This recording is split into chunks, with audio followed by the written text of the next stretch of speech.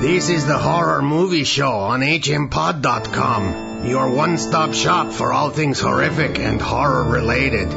Read the reviews, frolic in the forum, hem and haw over the horoscopes, and listen mightily to the Horror Movie Show with Mark and Jerry, your horrible hosts. Howdy do, folksies? Jerry here. Oh, that's cool. Mark, too. Mark's here, too. We're bringing you the latest episode of the Horror Movie Show with Mark and Jerry. And Jerry and Mark. Yeah, both of us. All of us. So catch us on iTunes, on hmpod.com. You can also find us all over the place. Basically, you do a Google search on Mark and Jerry and horror movies, and I think we pop up. Yeah. It's amazing to me. Yeah, it's taken us, 2 years? No money's changed hands. Oh, more like 3.5, I think, at this point. Uh-huh. A long time, long time. So we got a bunch of new movies to talk about. I think, let me see. Yes, they're all new movies except for 2. So, actually... So that's all of them, out of except 5, for 2. That's only 60%. So forget what I said. In fact, forget everything I've ever said. I've already done that. Yeah, I wish I could. Let's begin with a comedy horror movie called This Is the End. This is the end. Written and directed by Evan Goldberg and Seth Rogan. Seth Rogan is one of the stars of this movie. Also in it, James Franco, Jonah Hill, Jay Baruchel, Danny McBride, Craig Robinson, Emma Watson, Mindy Kaling, Rihanna, Paul Rudd, Channing Tatum, Aziz Ansari, the Backstreet Boys, and Michael Cera. Those are just the names I recognized on the credits. Backstreet Boys, huh? Yeah, they pop up at one point. Wait a minute. Wasn't Mark Wahlberg a Backstreet Boy? Yeah, he was one of them. Was he in the show? Or was it Donnie? Donnie. I don't know, Mark. Don't ask me about boy bands. I refuse to answer. Wait a minute, questions. Weren't you that? I was in a boy band, and it was the most horrible experience of my entire life. You're going to make me cry. Yes, that's when you were into the girls and the drugs, and you can't remember that portion of your life at all. No, I think that's what made you bald. They only gave us boys. That was the problem. That's why we were a boy band. That's why it was called the Backstreet Boys. Yeah. Anyway, this movie, the whole idea is that Seth Rogen has invited his friend Jay to come and stay at his place down in Hollywood. And Seth and Jay are both nice Canadian boys. Mm-hmm. I believe Jay is also Canadian. So Jay is a little nervous. He doesn't know the Hollywood scene. At least that's the story. He doesn't like the Hollywood scene. Yeah. That's right. But Seth ignores his friend's request to stay out of the limelight, and they immediately go to a party at James Franco's house. Now, all these guys, James Franco, Jonah Hill, Seth Rogen, all these guys are pals. They have to be. Oh, yeah, they are.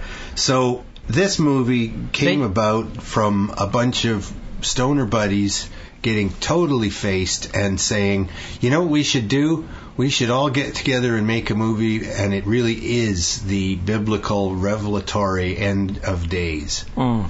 And that's and play ourselves. And that's all they do. And I have to tell you, some of these guys are all right. Some of these guys I don't much care for. I've never found Jonah Hill to be either amusing or a good actor. I don't see it myself. I think they keep him around because he's funny to look at. Yeah, he does have a comical look to him. Yeah. But at the same time, I thought him playing in this movie, he was supposed to be the nice guy. Right. And everything he's supposed to do is nice. Yeah. And then the Jay Baruchel, for some reason, loathes him. Yeah. Just hates his guts. And I thought that thing was funny, because no matter what Jonah did, Jay would just think of it as the worst thing a person can do. Didn't trust him.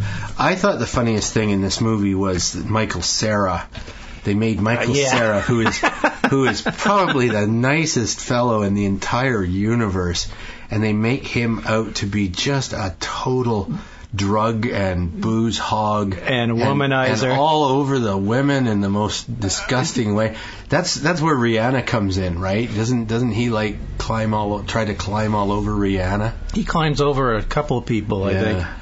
But very funny in that he's one of the first guys to get killed off. Yeah.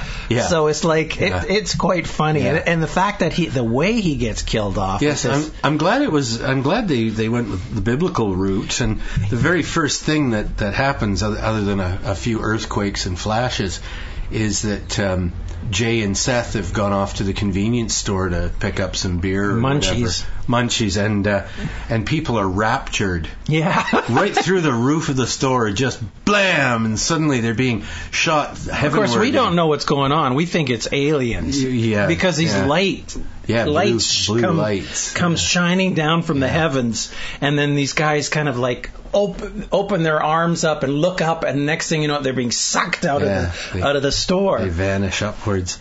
They ascend, as they say in the Bible.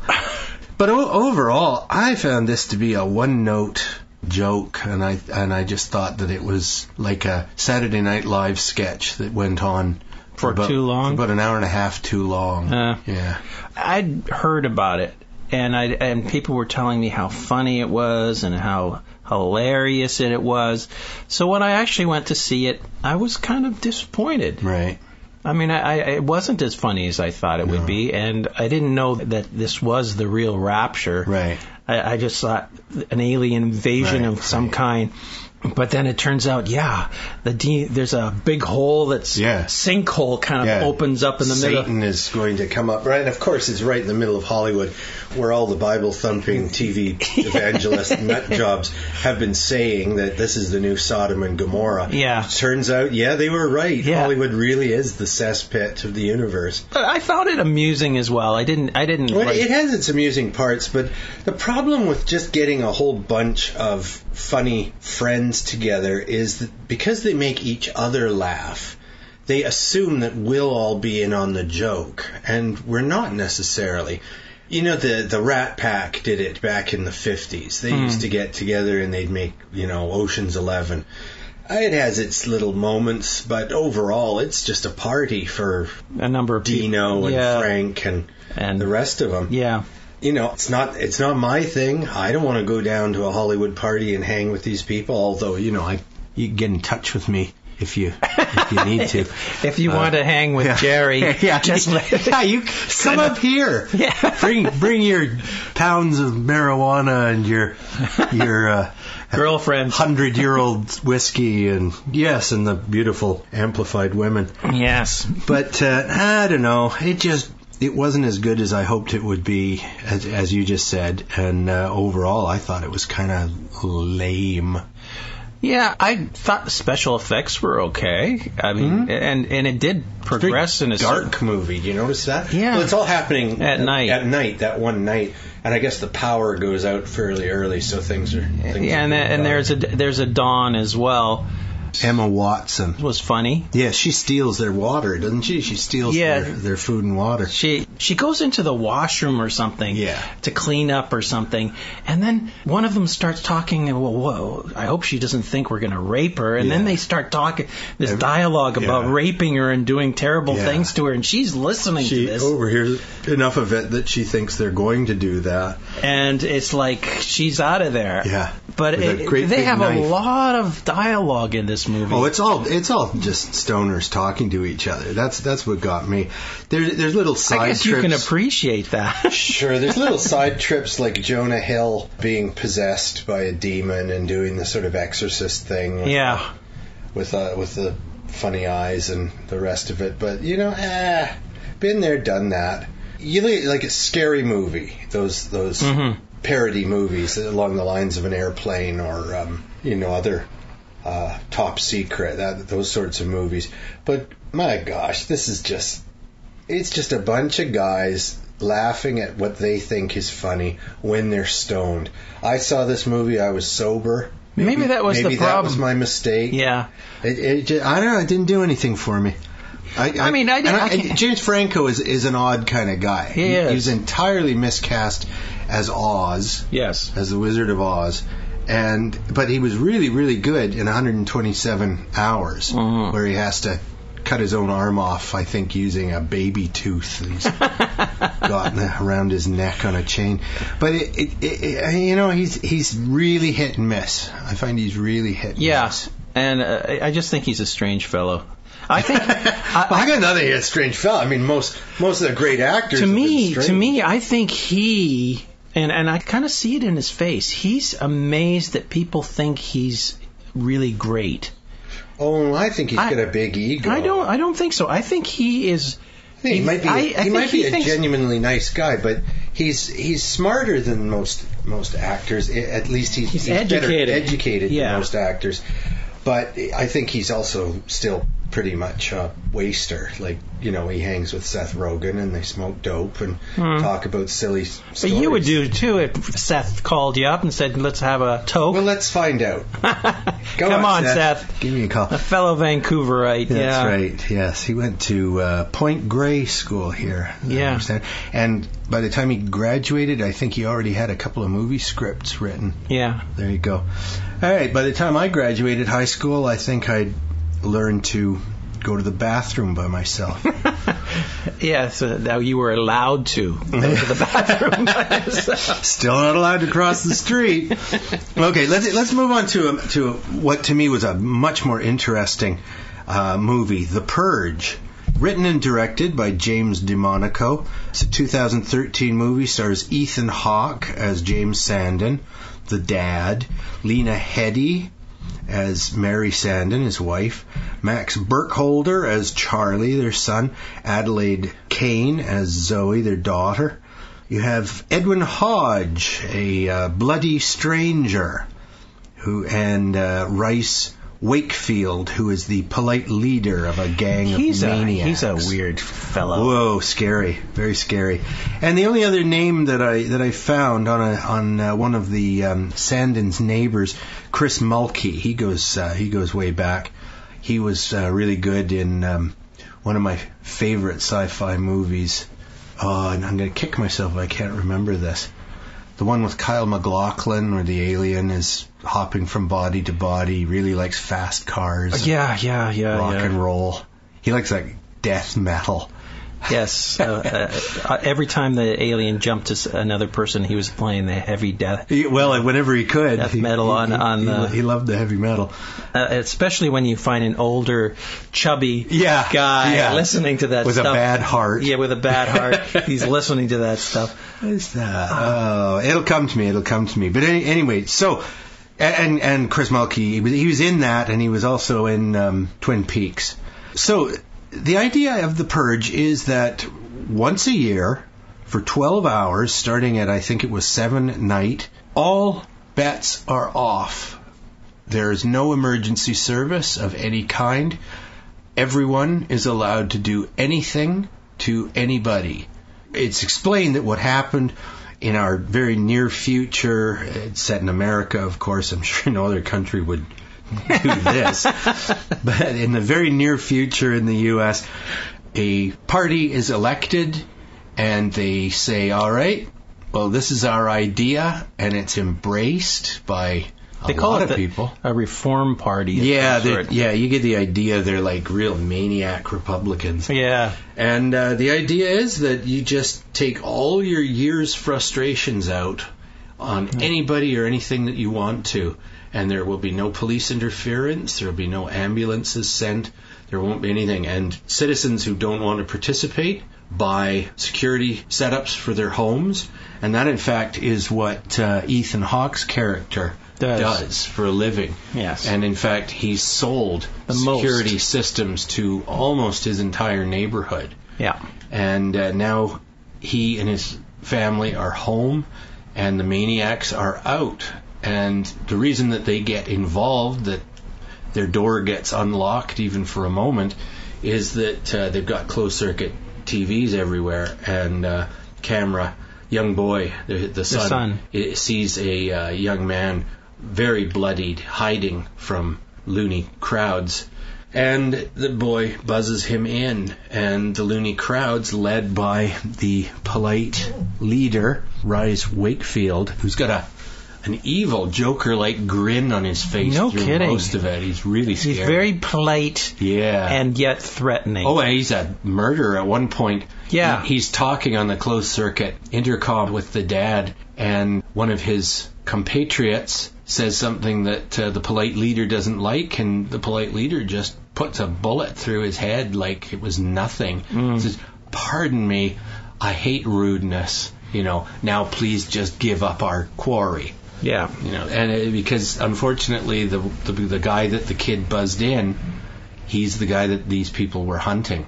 Yeah, and it's a race thing because they're all white and he's a young black man, and now they've got a young black man in the house, which is already scaring the hell out of Ethan and his wife because they don't know who the young boys just let into their house. Perhaps he's going to take and kill them all his angry Black Hood revenge. And Black Hood, that's it. Black Hoodness, I was going to say. Yeah. Yes, and kill all the whiteys. So it's just whiteys. Everybody suspects everybody else. Yeah.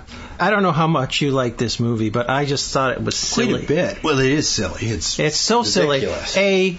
Half the population is hiding in their houses. Are the ones that can afford good protection? Yeah.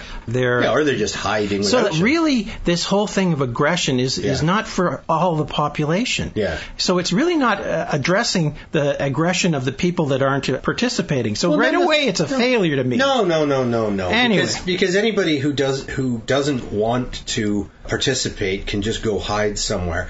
But lots of people, you want to shoot your boss, you want to shoot your ex-wife, you want to you want to get out of that alimony. You want to kill the neighbor's kid who keeps you up to all hours. Or the dog, neighbor's dog. Music. Yeah, anything like that. Taken as a sort of a Twilight Zone story.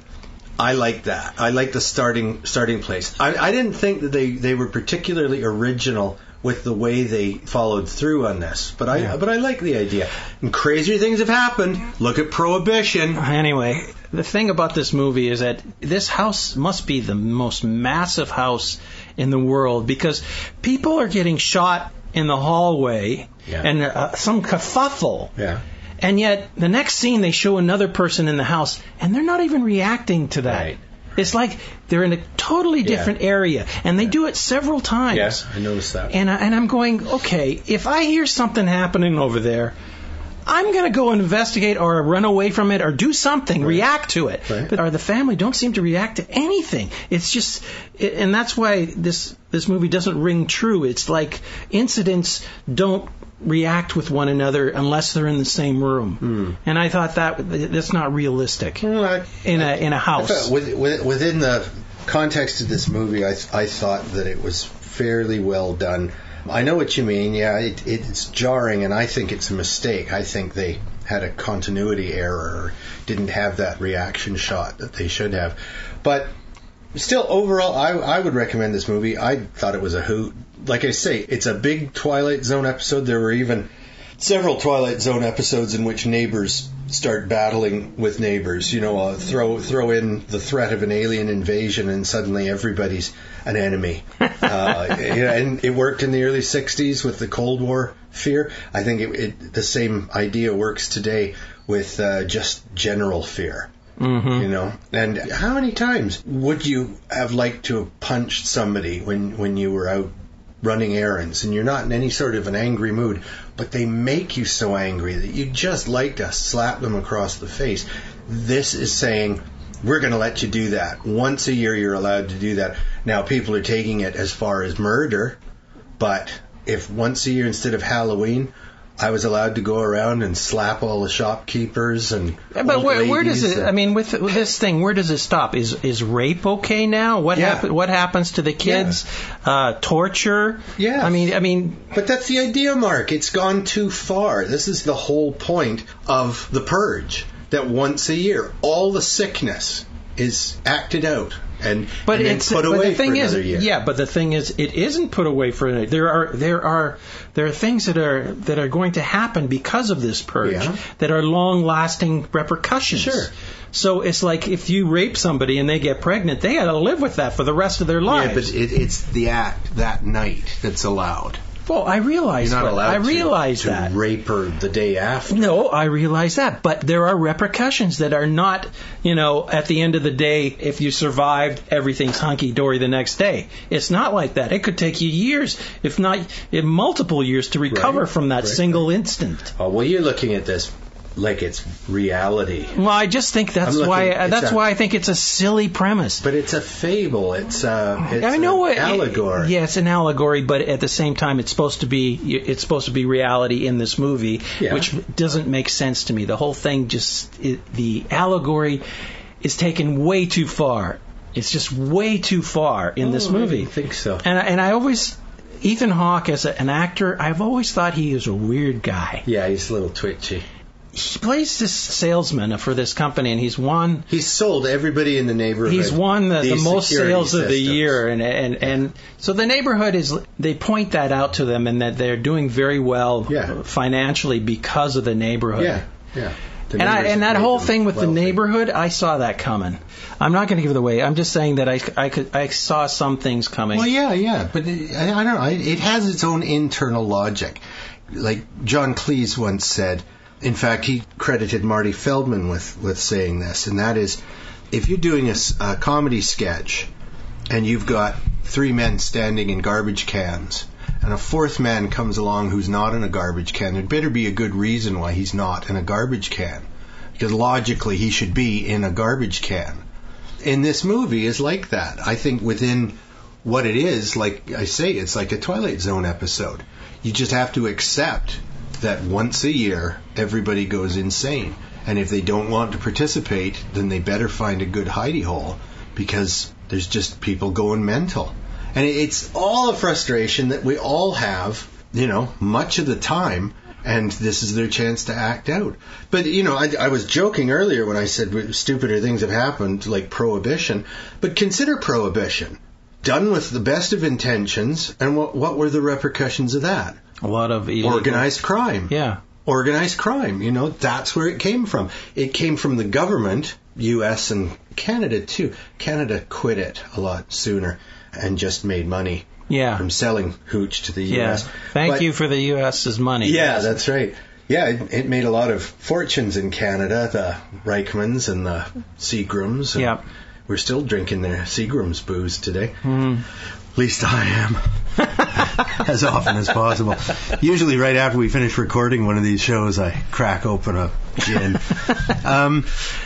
There is a number of issues. I'm sorry you didn't like it more. What did you think of the acting? The acting was fine. Yeah. The instances I didn't like, there was another repetition of this, is where somebody is just about to get killed or whatever, and all these, you can't see any way out, and then there's always another thing that happens that slaughters everybody in the room except for the person who's going to get killed.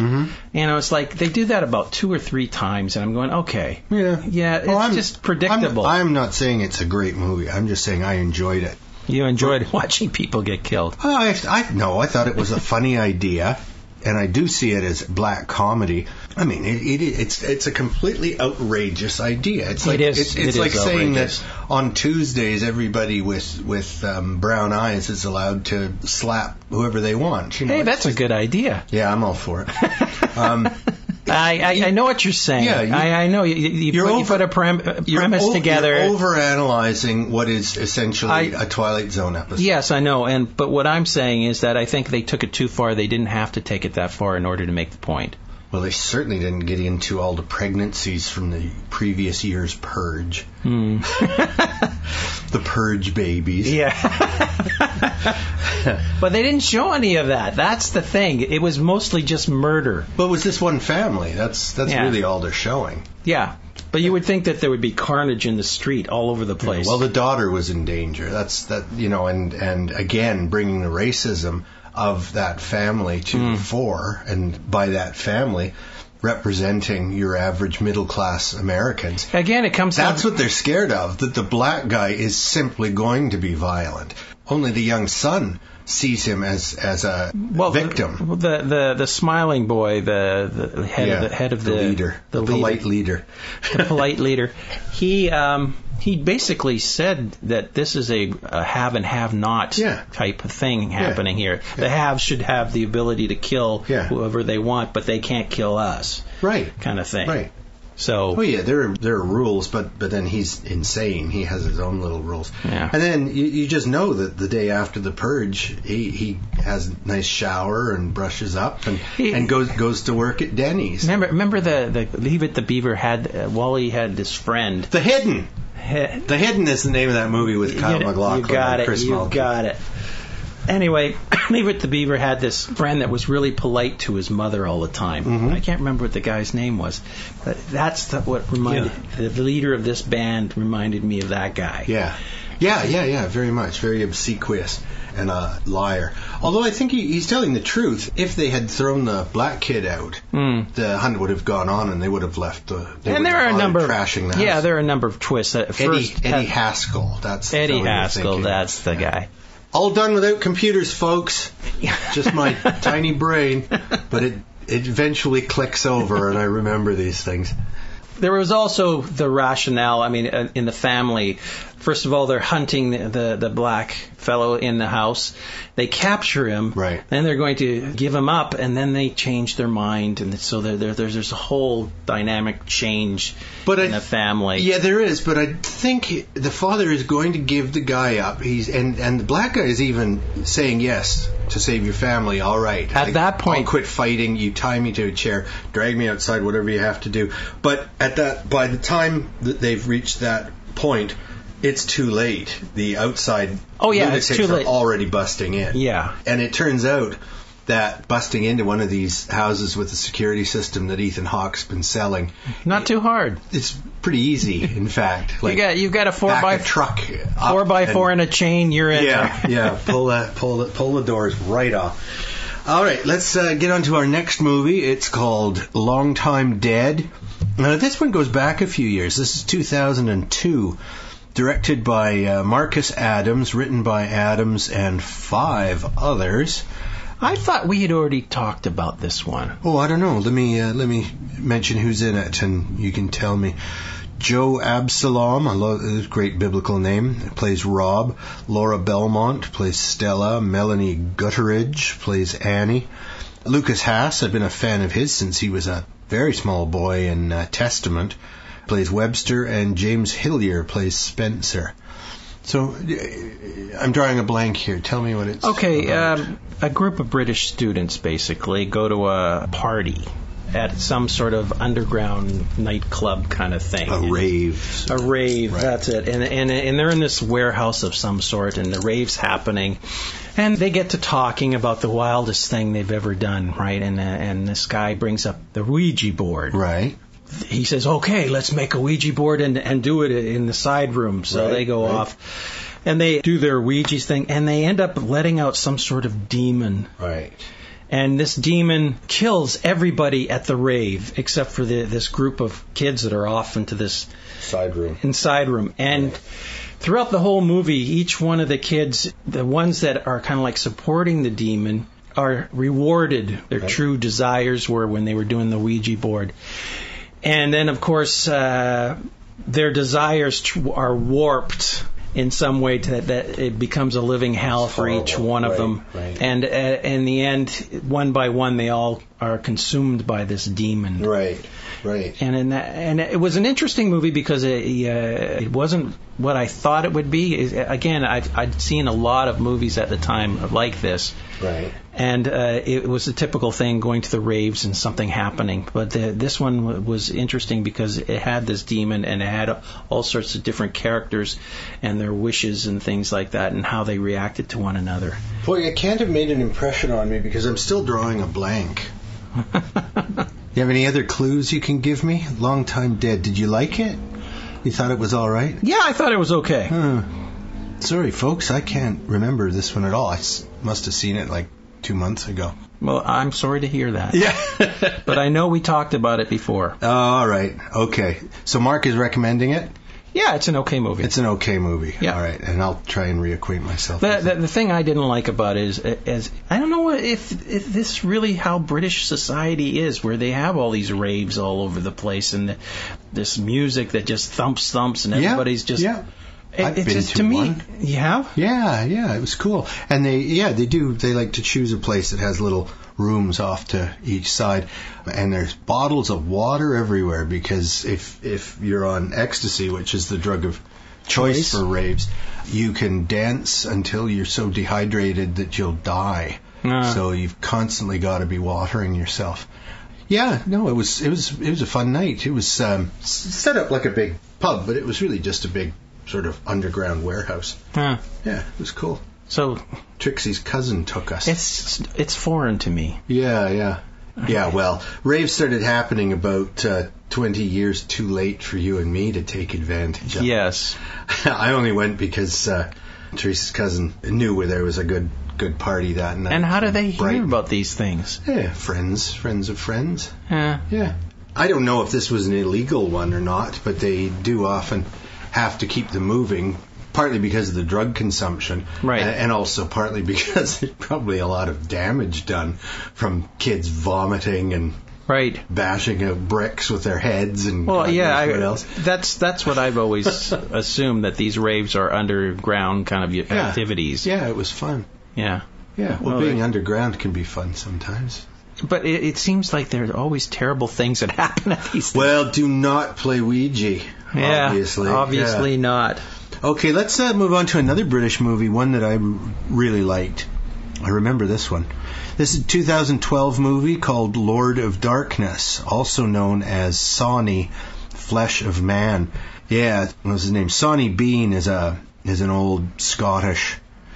I don't know if you'd call it a legend. There probably really was a Sawney Bean at one point, but the idea is that he's the patriarch of a Scottish family of cannibals. Yes. And they would murder and devour travelers who fell into their clutches. So this movie was directed by Ricky Wood, and I note it's written by Rick Wood. So perhaps their father's son?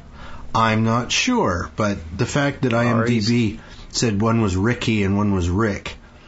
So it stars Samuel Feeney as Hamish MacDonald. He's a young reporter who's getting up the cops' knickers. He's writing things. Yeah, he's telling the truth basically and embarrassing the police. David Heyman, who's one of those great British character actors who everybody recognizes and doesn't know his name. He plays Sawney Bean. Gavin Mitchell plays Bill Monroe, who is the cop, who is sort of it's a two-way street between this cop, this detective, and the reporter. Right. They try to help each other. Yeah, they find information. Feed each other information, just enough to be interesting. Elizabeth Brown plays Wendy McIntyre, who is a girlfriend of Hamish, and Shan Denovan plays Rebecca, who I think is the sister of Wendy. The thrust is that young women are being abducted and eaten. Well, done away with. They don't know what's happening to them, and the reporter being sort of half guided by this detective finds himself right in the nest of vipers that is Sawney Bean's family. Sawney's got two sons who are true monsters. Like they're more animal than human.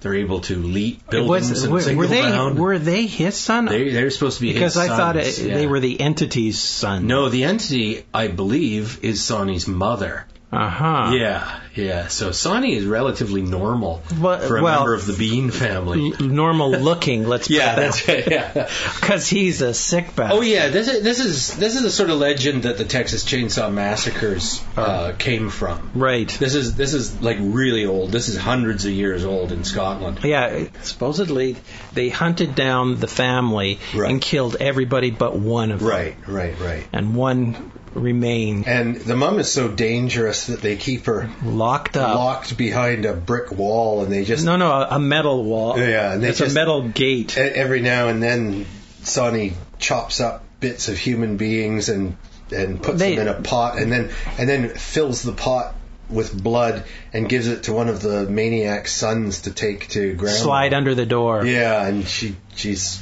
That's about the extent of the goriness of this, because you really never see them cutting somebody apart or slashing people. No, there's some real nasty stuff with the pretty girls.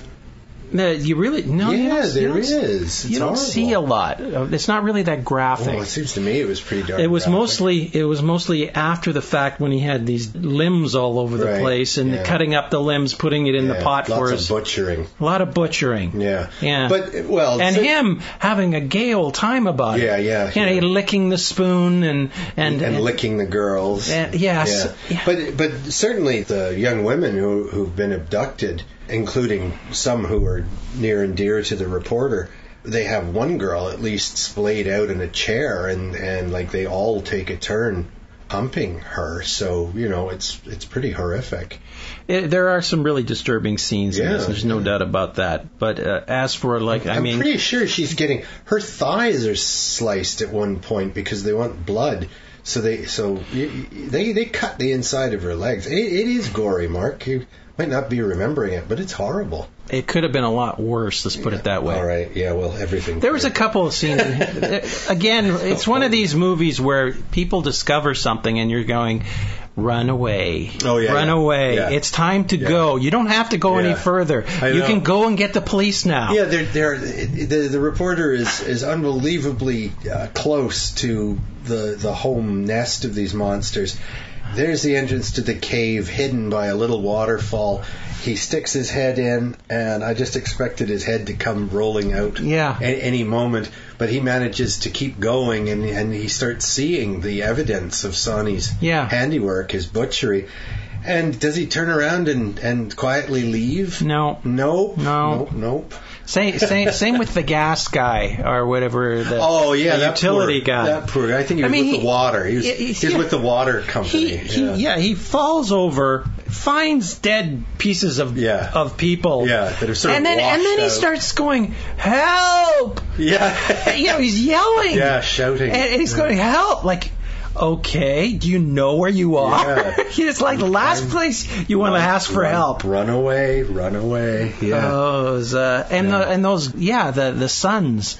They were athletes. They were jumping from stone to stone and doing somersaults and all this stuff. One of them in particular was like really athletic. Yeah. And the other one was just sort of like a arm-dragging monster. They look sort of like Gollum, Yeah, a little bit, yeah. Yeah, their faces and of course, were washed white. They lived in a cave all the time. Yeah. Their teeth sticking straight out of their They couldn't talk. No. So it was get the idea that they're all of them like right off the tax rolls. Yeah. Nobody knows that they're living there. and again, there's a twist at the end of this movie. Yeah, don't get there. I'm going to tell them. Well, we have. Well, we're not. Okay, we're not. Good. Anyway, so there's a twist at the end of the movies, which to me, again, I've seen it a million times. Well, yeah, but it isn't. It's still dare I call it a happy ending, But there is a nice little twist. Something happens that I didn't know for sure was going to happen. When you watch enough of these movies, you start to think, well, that could easily be a twist, or that could come up to haunt him later. Yeah. So when it does happen, you go, yeah, that was one of the many things that could have happened that I sort of considered and put aside. But it's a little too obvious, I thought. Yeah, I didn't see it coming. Yeah. I didn't. I just thought that, okay, I've seen this before. Yeah. After the fact. Right. I'll just say, that blood is thicker than water. I think that line is used in a number of times, probably. And I love the way he used blood like ketchup. Oh, yeah. Spreading it all over the pieces of people. That he's a lot of severed mom. hands and and stuff like that. Doesn't he at one point he really gives like a proper explanation for what the best parts are to eat. Never eats the hands. Yeah. He never eats the feet. Yeah. Doesn't eat the heads. But, buttock. Yeah. The muscle. Good the muscle. Eating, the muscle. Yeah. Aye, the muscle land. And that was a good character. Oh, yeah. Well, like I say, that actor, where's his name here? David Heyman. He's terrific. He's also, considering how horrible he can be, he's very big into charity. He's got his own charity in Great Britain, and he donates a lot of his time and money to fundraising and doing good. But after creating a lot of nightmares, because playing Sonny Bean, I mean that's an even older character than I'm sure than the Demon Barber Sweeney Todd. Right. I'm sure there's lots of movies with this guy, that character in it. So this is his take on that character. Which sure. And the fact that these women are being abducted by these a taxi. Yeah, black cab. Typical. It's like a London cab, but this is in Scotland, so I assume they have similar cabs up in Edinburgh or Glasgow. And nobody's cluing into this at all. No, but you see how clever the Sonny is, because he waits until outside a club, which is not an unusual place for a cab to be, but the windows are all blacked out. Nobody notices that. So he waits, and then he sees at the beginning of the movie, the first girl that he abducts, and it's not by any means the first girl that he's got, that he's cutting pieces off and still alive back home. But the first woman that we see captured, she leaves the club in a huff. Yeah. She's angry at her boyfriend, and she storms out, and she's walking home, and the cab sort of puts alongside her, and when there's nobody around, bang, one of the sons jumps out and drags her in. And off they go to Disneyland. I'm sorry, Sonnyland. Well, that was another thing, is that the way the reporter found that... Yeah, it's a little coincidental. I mean, I'm going, okay, how come the police couldn't do it? No. See, without giving anything away, you're forgetting that he was being led to a certain extent. Yes, that's true. Right? That is true. Okay, let's move on to the next movie. I also have to just say that Lord of Darkness was confusing me because Lord of Salem was a movie I watched about the same time. Yeah. It's Rob Zombie's newest and best movie. I saw a guy with a Rob Zombie T-shirt the other day. Was it Rob? Might have been. Hey, Rob, you listening to our podcast? Let us know. I have to listen to some of his music just to see if it's all the same. Oh, well, he wouldn't say so. But I mean, you want to give the people what they want. Really? Yeah. So, sure, yeah. Okay. How many bands sounded completely different? And the Beatles, I can say, were one. They had Eagles. No. See, the Eagles to me all sound the same. All that. Welcome to the Hotel California. No one did a song like that. They were the first ones. No, but the Eagles, all the Eagles music sounds the same to me. Oh, the Eagles have their sound. Yeah. What I'm saying, the Beatles, they went from one kind of music to another, to another, to another. Sure, it was the same voices, same drumming, same guitars, whatever, but they tried different genres. Whereas the Eagles, it's all that California crap. Yeah, but that music. They were different in that they had 4 really good writers. Yes, they did. And so they had a variety. Keep their Hotel California. I'm not checking in. Last movie we want to talk about today is called The Demented, another 2013 movie. This one written and directed by Christopher Roosevelt, who, little known fact, he's the grandson of FDR. How is he? No, I just said that. A little known fact. Yeah, no, I have absolutely no idea. It's an unusual name, I think. If he is, then I'm sure he's a great disappointment to his grandfather. It stars Kayla Ewell as Taylor, Richard Conkey as David, Ashley Bryan as Bryce, Brittany Alger as Naomi, Sarah Butler as Charlie, Michael Welch as Howard, Chris Ashworth as the soldier, and Jesse Brooks as a zombie. So, that's another movie about zombies. Bunch of kids who, unfortunately, the world goes to pot while they're having a little get-together. Weekend get-together. And we've seen these before. These types of movies. Oh, Lord, yeah, I know. So you tell me a little bit about it, Mark, because they're all blending into one great long slaughter of teenagers to me. Well, these teenagers, of course, a couple of them have to be girlfriend, boyfriend. Sure.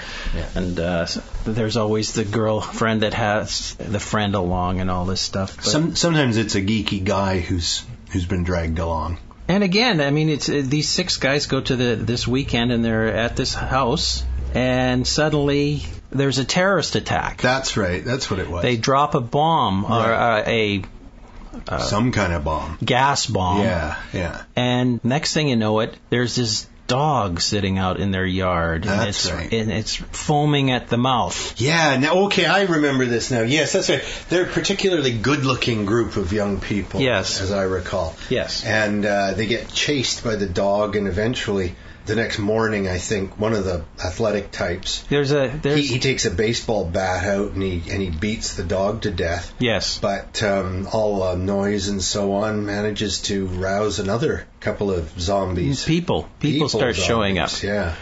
And so one of them is an athlete, and his girlfriend had an affair with one of the other guys. Yeah. But it wasn't her doing. It's like he was forced. He forced herself on her. You know. Oh, he's a pig. Yeah. And she's the only one who likes him. Everybody else says he's a total pig. Yeah. You just don't know him. You just don't know him. Well, of course, we find out what a pig is.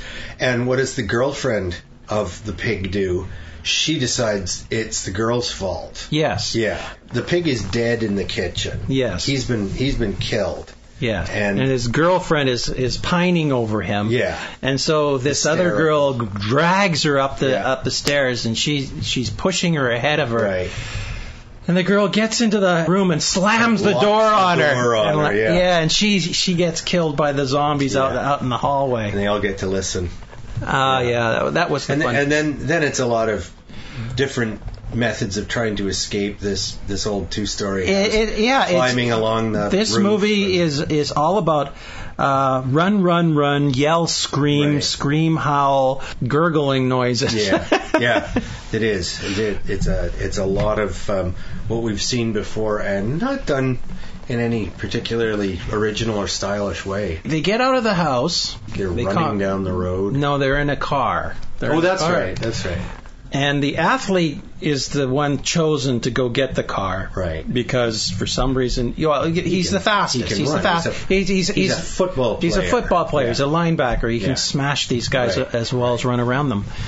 So he gets to the car after a lot of trouble running around he literally ran around the house a couple times to get to the car. And these type of zombies that are really, really fast. They're fast and mean. But they also have a dormant stage. Right. Because if nothing's happening around them for a length of time, they just stop. Yeah. And they zone out. Right.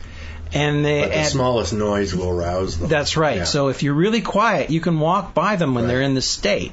So he grabs the car and he could take off. And I don't know why they said, okay, take off down the road, set off a flare, then come back and get us. Well, I don't know. To draw the zombies to the flare. They didn't. No, I know it didn't, but that was the idea. Anyway, he drove around the corner and then he came back and he ended up getting away. They get into the car and they're driving away and what do the idiots do? But they've managed to flip the vehicle. Yeah. About half a mile. How fast were they going? It's like they always go way too fast instead of being careful. And there was nothing. There was no reason that they should have lost control. No, I mean some zombie kid was in the middle of the road and they could see it. Yeah, if they weren't going so fast, they'd be able to just creep around her. Yeah, I know. But no, they end up flipping the car, and of course they get all banged up, and then they're running again. Now they got somebody with a bad leg injury, so everything is falling apart. Yeah. And at that point in the movie, Mark, all I could think is, get him. Yeah. Get him. Eat him. Eat him all. They go to this college. They hear on the radio that this helicopter will be going to the top of this building at noon. Be there. Be square. Pick up and what do? They go up this building and they have all this trouble going up the building. And they find out that they're in the wrong building. Yeah. And they have to go down and go across the street. Yeah. It's like the director was making it up as he went along. Yeah. And to top it off, and I don't know if this is in the original movie theater release or whatever, because what I watched had two endings. Oh, no. It has a fantasy ending, what the surviving young woman thinks should happen, I think, and then the reality, which is nowhere near as nice. Well, the thing is that the reality has her getting eaten. Yeah, the reality, she thinks they'll get up to the roof, the helicopter will land, they'll have machine guns, they'll protect them, they'll get on board, and they'll fly away to freedom. What actually happens is the helicopter won't land. The helicopter shouts down to them, "We're full. Sorry. Can't help you." Takes off. And takes off. And they get eaten. Yeah. It's just, it's another hopeless, bloody zombie movie. Yeah, another. And not well done. Not well done at all. Nothing original about this. Nothing to recommend it. There wasn't really a lot of originality here at all. No. And boy, that's two stinkers. Long Time Dead and The Demented. I can't. Really it's not a real memorable. stinker. I mean, it's a zombie movie. Yeah. That is a zombie movie, but you've seen it a million times. Yeah, like I said, nothing original. If there is absolutely nothing original or interesting, then why make it? Why make it? Yeah. You know, it obviously. But I think horror movies are a starting point for a lot of young filmmakers, because there's. I think like the only thing they had in the budget was to have that helicopter. For one thing, because I mean, at the beginning of the movie they had some sweeping helicopter scenes. Right. So obviously they had a helicopter for a day or something. Borrowed Dad's helicopter. They had a helicopter for a day and they made use of it. Yeah. And then the rest of it was just special effects and running around and yelling. Yeah. A lot of women screaming. A lot of yelling. And not great special effects. No, just makeup. That's all it is. It's makeup. Yeah. All right. Well, that's enough of that nonsense. We are going to call it quits for this. I guess we can say this is the end. Yeah. This is the end. This is the end show. I have to go and purge myself. Yeah, okay. Otherwise, I'll be demented. I see. Okay, well, we'll be back with another new episode shortly, and that'll be number 118. Wow. And we'll be talking about Kick-Ass 2, VHS 2, 13, which is a remake of 13 Zemetti. So lots of remakes. And the one original movie, I think, is Bad Milo. Sometimes known as Milo. Yeah, just Milo. Yeah, indeed. Yeah. All right, well, that's it. I'm out of here. I think I have a cab to catch. A black cab. You can go see Shawnee. Yeah, that's it. Sawney, good old